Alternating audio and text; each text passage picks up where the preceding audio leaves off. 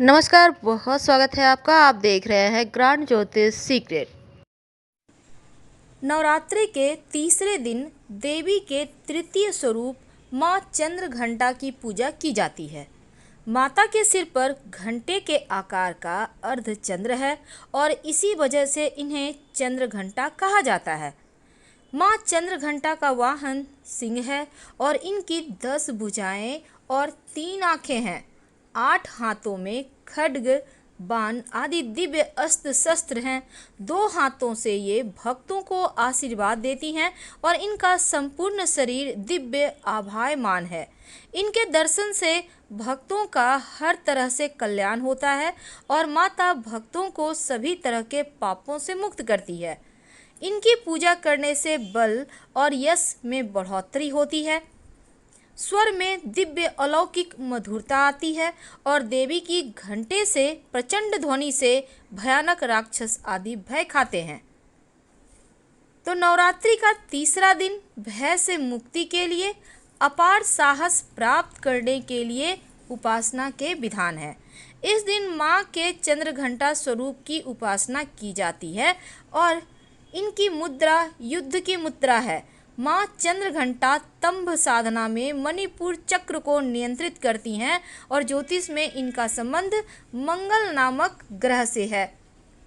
माँ चंद्रघंटा की आराधना कैसे करेंगे? देखिए, माँ चंद्रघंटा जिनके माथे पर घंटे के आकार का एक चंद्र होता है और इनकी पूजा करने से असीम शांति आती है, परिवार का कल्याण होता है। माँ को लाल पुष्प अर्पित करने का और लाल सेब गुड़ का भोग लगाने का विधान है और घंटा बजाकर पूजा करें, ढोल नगाड़े बजाकर पूजा आरती करें तो शत्रुओं की हार होगी। और इस दिन गाय के दूध का प्रसाद भी चढ़ाने का विधान है। लेकिन आइए जानते हैं विस्तार से। सुबह सुबह स्नान वगैरह करके लाल वस्त्र धारण करें। माँ को सबसे पहले तो आप एक दीपक जला लें, घी का दिया होगा, लाल धागे की बाती होगी और उसमें 2 लौंग डाल दें। माँ को लाल पुष्प अर्पित करें, लाल चंदन अर्पित करें और लाल चुनरी आज के दिन अर्पित करने का विधान है। इसके बाद दूध या दूध से बनी हुई मिठाई का माँ को भोग लगाइए। माँ का नवान्न मंत्र है ओम ऐं क्लीं चामुंडाय विच्चे। ओम ऐं क्लीं चामुंडाय विच्चे। इस मंत्र का खूब जप कीजिए। इस मंत्र का जप करने से भय का नाश होता है और मणिपुर चक्र मजबूत होता है। माँ चंद्रघंटा की पूजा करने से आपको साहस की प्राप्ति होती है, आपका कॉन्फिडेंस बढ़ता है, रक्त संबंधी परेशानियों से मुक्ति मिलती है, दुर्घटना से बचाव होता है, घबराहट की समस्या दूर होती है और पाचन शक्ति बेहतर होती है। यानी मंगल संबंधी जितनी भी परेशानी है, माँ की आराधना करने से वो दूर हो जाती है। अगर कुंडली में मांगलिक दोष हो या फिर मंगल कमजोर हो जाए, तब 3 पूजा यानी जिस दिन माँ चंद्रघंटा की आराधना होगी, इस दिन मंगल दोष से मुक्ति पाने के लिए भी प्रयोग होते हैं। इस दिन आप मंगल दोष को दूर करने या कमजोर मंगल को बेहतर करने के लिए आप तीसरे नवरात्रे के दिन एक मंत्र का 108 बार जप करें तो राहत मिलेगी। और वो मंत्र होगा ओम अंग अंगारकाय नमः। ओम अंग अंगारकाय नमः। इस मंत्र का 108 बार जप कीजिए तो बढ़िया है। अब अगर आप मान लेते हैं वैवाहिक जीवन में बहुत समस्या है, तब मंगल दोष के कारण वैवाहिक जीवन में समस्या आती है, आपको अगर लगे कि ऐसा कुछ हो रहा है, तालमेल का अभाव है, तब इस दिन हनुमान जी के मंदिर में जाएं। एक पीतल का घंटा हनुमान जी के मंदिर में अर्पित करें। घंटा का वहाँ पर आप बांधने का रहता है, वहाँ पर अर्पित कर दें, या फिर आप छोटा अर्पित करते हैं तो वहाँ पे रख दें हनुमान जी के मंदिर में। ये घंटा हनुमान जी के मंदिर में रखने से वैवाहिक जीवन की समस्या दूर हो जाएगी। अब कभी कभी क्या होता है, जैसा कि अभी कोरोना का वक्त है तो जीवन में परेशानी चल रही है, अभी जो आपका वर्तमान जीवन है, इस समस्या से कैसे छुटकारा पाएं, भविष्य की तो बाद में देखी जाएगी, लेकिन वर्तमान में जो परेशानी है उनको दूर करने के लिए आप माँ को दूध का भोग लगाइए। सिर्फ दूध का भोग, याद रखिएगा, उसमें कुछ मत डालिएगा। एक कटोरी में दूध का भोग लगाइए माँ को, और बाद में प्रसाद के रूप में सब कोई ग्रहण कीजिएगा। जीवन की सारी चिंताएं समाप्त हो जाएगी, मन शांत रहेगा। अब कई बार क्या होता है, कर्ज बहुत हो गया है और माता रानी का तीसरे स्वरूप की पूजा करने से मंगल के कारण कर्ज दोष बढ़ता है जीवन में, और धन की समस्या परेशान करती है। अब आपके पास बहुत कर्ज बढ़ गया है, धन आ नहीं रहा, बहुत सारे पैसे ब्लॉक हो गए हैं।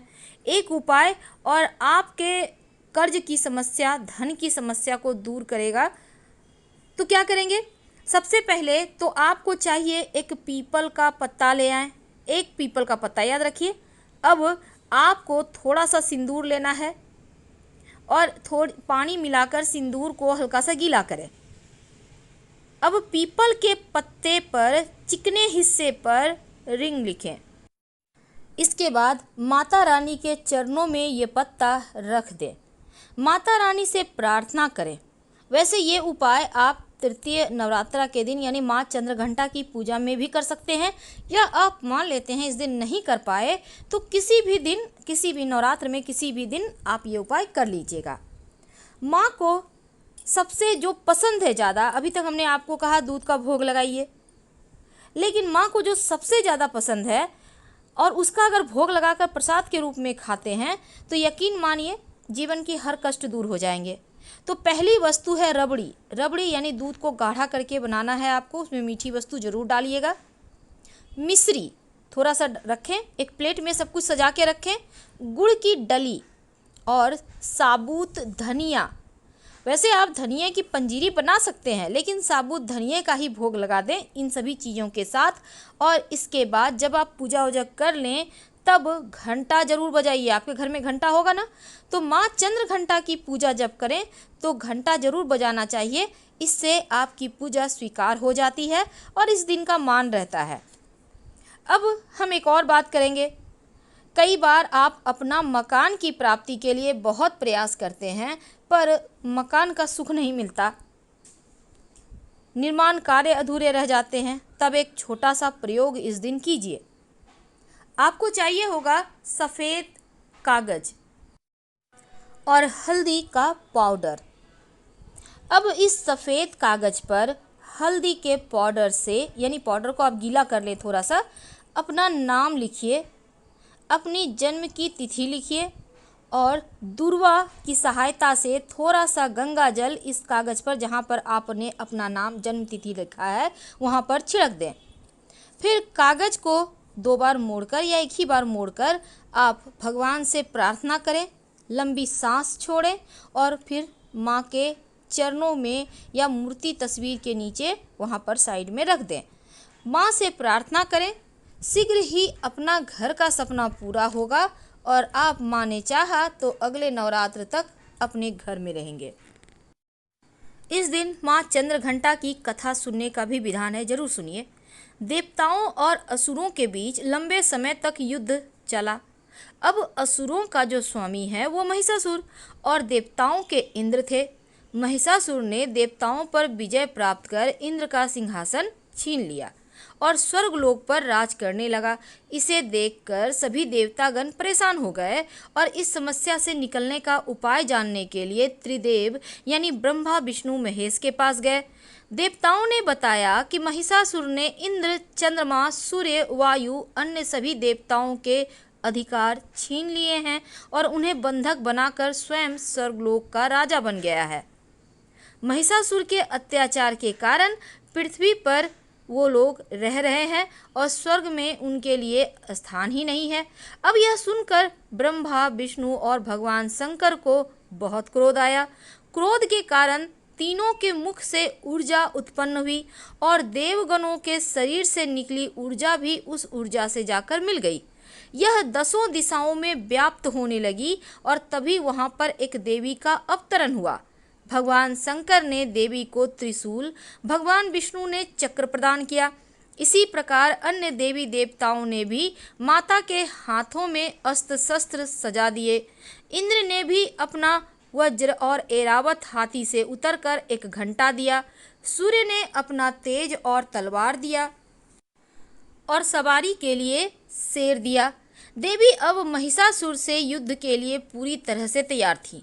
उनका विशालाकाय रूप देखकर महिषासुर यह समझ गया कि उसका काल आ गया है। अब महिषासुर ने अपनी सेना को देवी पर हमला करने को कहा। अन्य दैत्य और दानवों के दल भी युद्ध में कूद पड़े। देवी ने एक ही झटके में दानवों का संहार कर दिया और इस युद्ध में महिषासुर तो मारा ही गया, साथ ही अन्य बड़े दानवों और राक्षसों का संहार माँ ने कर दिया। इस तरह से माँ ने सभी देवताओं को असुरों से अभय दान दिलाया। तो हम आपसे विदा लेते हैं। जानकारी अच्छी लगे तब लाइक कर सब्सक्राइब करें, अपनों से शेयर करें और कमेंट में हर हर महादेव जरूर लिखें। धन्यवाद।